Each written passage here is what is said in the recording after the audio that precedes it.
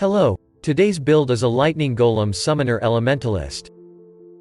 As is often the case, minions are restricted to classes like Necromancer or Guardian, but when it comes to golems, one could argue with a fair amount of confidence that the Elementalist would be the best choice due to its two keystones, Elemancer and Liege of the Primordial. Not many players choose to use golems as the main damage source in a build. More often than not they're selected for their passive bonuses, but not here. With enough items and passives, you will be able to summon 6 of these minions instead of 1, which is a great foundation for a build. It's a build very similar to Absolution Summoner, but in this case, you won't have to summon these temporary minions constantly.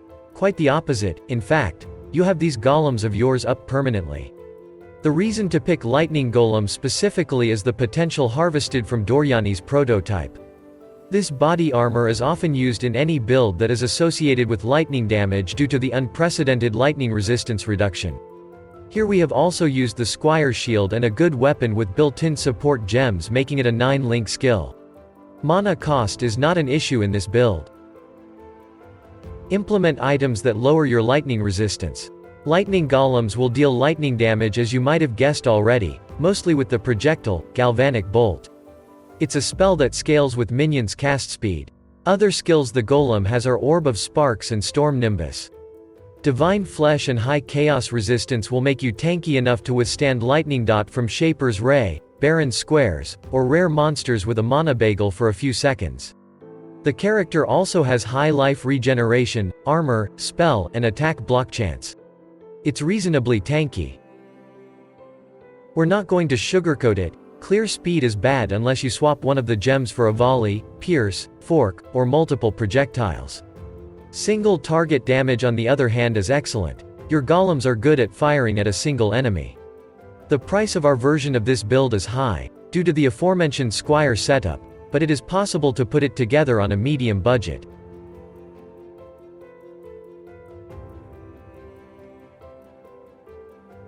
The build implements DORYANI'S prototype, so the whole rest of your equipment shall possess no lightning resistance.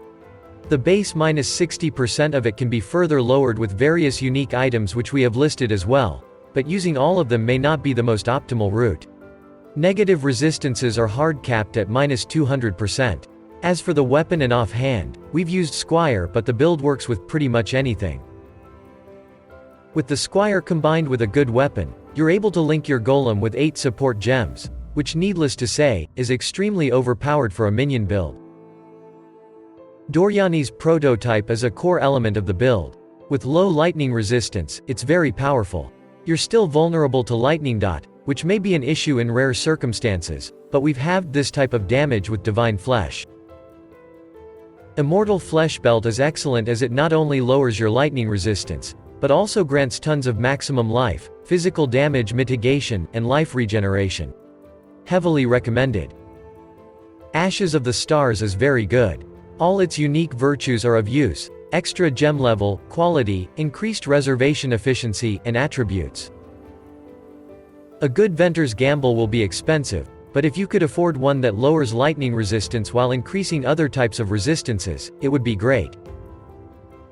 The Anima Stone Jewel is important. Socketed and met its condition for 2 extra maximum golems. Just use 2 other primordial jewels listed here.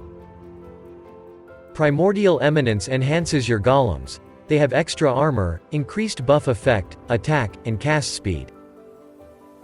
Primordial Might improves your golems once again, granting them increased damage and maximum life, especially if they've been summoned recently. Get the Zybequa variant of Glorious Vanity and socket it in a secluded place to transform one of your keystones into Divine Flesh. Your ES will become useless for mitigating damage, that's why you should allocate Eldritch Battery, but half of elemental damage will be taken now as chaos damage. Maximum chaos resistance is increased by 5%.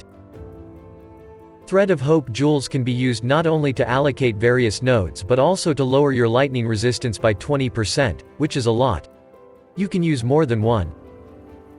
Put Fortress Covenant in a cluster jewel socket to diffuse its negative effects. It improves your minions' damage and block chance. Quickening Covenant is another Covenant jewel that you should put in a cluster jewel socket. This one increases minions' cast speed and spell suppression chance. If you can sustain the reduction of all of your elemental resistances, including maximum elemental resistances, definitely put on Melding of the Flesh for a huge -80% to lightning resistance. Prioritize your own survivability with stats such as maximum life, life regeneration, spell suppression, and block chance. Around 19% increased mana reservation efficiency, and charisma anointment, will be needed if you don't want to buy enlightened support. Dexterity is important too to use Sniper's Mark. Hint: a lot of items can be bought from characters playing a more popular Absolution build as they share a lot of similarities. Use a bone helmet with maximum life and modifiers that would increase all minion skill gem levels by 1 or 2. Reservation efficiency is important too. Get it as Eldritch or regular mods. The best weapon would be a bone wand with 2 or 3 built-in support gems and modifiers to minion damage. The price of such an item would be very high, so settle on something you can afford. Use it with the Squire, but if you don't have it yet, skip the support gems we've listed. If you can't afford a Squire yet, use a rare fossilized shield with generic mods to resistances, maximum life, and an extra level to all minion skill gems. On your boots, try to get a lot of resistances, movement speed, and maximum life, as much as you can afford. Gloves. Here too, seek only the most basic stats, maximum life, and selected resistances. You're left with some room for spell suppression, attributes, or minion damage increase. The belt should provide a lot of resistances, maximum life, and strength. Once again, there are not many mods that you could implement to increase minions' damage. What we would encourage you to seek on a rare amulet is a lot of maximum life, life regeneration, resistances, and extra skill gem level for the lightning golem. Rings contain a similar mod pool to that of an amulet, but the bone rings are vastly different, introduced specifically to improve minion builds. Try to get such a ring with its specialized modifiers. There's not a lot of space for rare jewels, but you can still use them to patch the build with missing stats.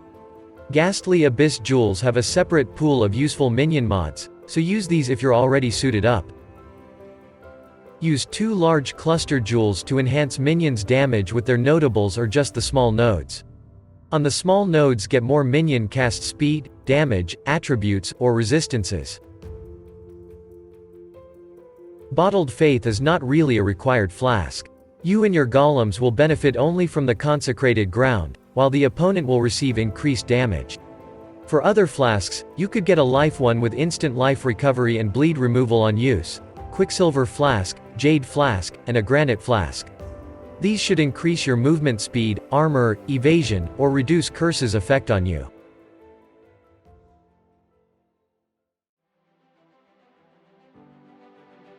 The Lightning Golem setup. These minions will use mainly projectile spells. Link it with minion damage, empower, spell echo, increased critical damage, and elemental focus. Most of the listed support gems here have an awakened version which we heavily recommend. There are also support gems which can be found as wands or scepters modifiers. These are increased critical damage, spell echo, increased critical strikes, volley, and faster casting. Volley support is great to enhance clear speed. Sniper's Mark is better than Assassin's Mark as your golems use mostly projectiles to deal damage. It also enhances your clear speed as these projectiles split on impact. You can link it with Mark on hit support to cast it automatically. Zealotry grants more spell damage and increases spell crit chance. It's better than Wrath. Link it with Generosity support. Zealotry should affect only your allies with an increased aura effect. Shield Charge is an attack which we've included to allow Mark on hit to trigger Sniper's Mark, and to simply move with greater haste if Flame Dash is out of charges. Link it with faster attack support. Molten Shell absorbs a portion of hit damage for some time. It can mitigate more damage the more armor you have. Desecrate creates a pile of corpses you can use with Flesh Offering in boss arenas where no corpses are available. It doesn't need to be linked with CWDT, you can just cast it manually. Link these two with CWDT for convenience. Use Animated Guardian and keep it alive if you want various interesting bonuses. Check the wiki page for this skill for a comprehensive list of items. If you don't want it for this reason, replace it with Ray's Spectre and select ones that grant Frenzy and power charges. Link the minion gem with minion life support to increase its durability, or with feeding Frenzy support for more DPS. Determination adds and increases armor, which in this build also mitigates lightning hit damage. Tempest Shield is used only for the big spell block chance bonus and shock immunity. Vitality regenerates life over time. You don't have many ways to replenish your life pool, other than Life Flask of course. Skitterbots will follow you around chilling and shocking all enemies. These minions cannot be damaged. Flesh Offering massively increases the attack, cast, and movement speed of your minions. Flame Dash is the most commonly used movement skill to quickly dash a short distance. Convocation recalls all your minions to your location and boosts their life regeneration. Keep it as your movement key. In Act 2, definitely slay all the bandits to receive 2 extra skill points. For a major god, you can pick Solaris or Lunaris. Lunaris is good against projectiles or to increase survivability in crowded areas, but Solaris may be overall better as it improves your durability during boss fights and protects you from critical strikes, which may one-shot you. With Ugel as your minor god and Asylum notable, curses will be 60% less effective on you. Your minions will take less reflected damage, and you have a 50% chance to reflect hexes. The passive skill tree is more or less similar to most minion builds, but with some exceptions. Get minion damage from notables like Enduring Bond, Fearsome Force, Golem Commander, and Redemption.